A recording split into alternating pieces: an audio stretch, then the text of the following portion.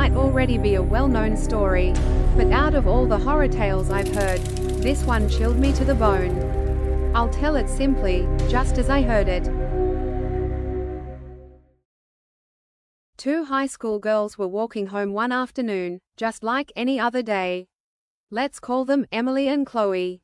As they walked, they noticed a woman ahead of them. She had the figure of a model. Tall, slim, graceful. Her outfit was fashionable, like something from a magazine. They couldn't see her face, but they were sure she had to be beautiful. Curious, they decided to follow her. The woman walked deep into a quiet residential neighborhood, far from school. Finally, she arrived at an old, rundown house surrounded by stone walls. Without a glance back, she stepped inside, and she didn't come out again. The girls stood there for a moment, unsure. It felt anticlimactic to just leave. Then Chloe had an idea. Hey, wanna ring the doorbell? They crept up to the gate. The intercom was on the right-hand side. The front door was a few meters in, beyond a short flight of stone steps. They rang the bell, no response. They rang it again, still nothing. They were about to give up, when Emily had a dangerous thought. What if I look through the peephole? From the outside? Maybe, she thought, if I lean in just right, I can see inside. So she quietly approached the door.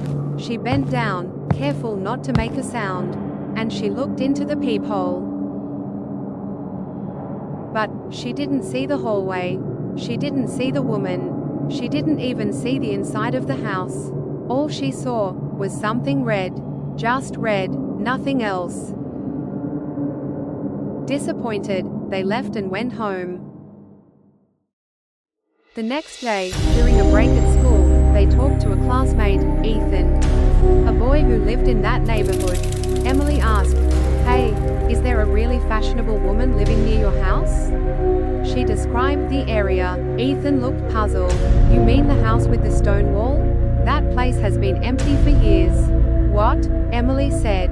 "Then, who did we see yesterday?" Ethan lowered his voice. "They say a woman was murdered there, not so long ago. She and a man were living together, but things got bad. One day, he snapped. He stabbed her in the eyes with an ice pick. Killed her, brutally." He glanced around, then continued. "The man died too, not long after, under mysterious circumstances. Some neighbors claim they've seen her ghost, but no one has ever looked her in the eyes.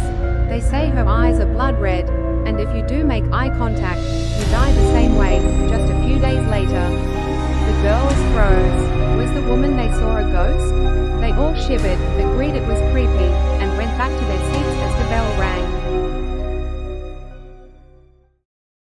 And then, Emily remembered. She looked into the peephole. And on the other side, something red had been staring back. She had made eye contact. And now, she was next.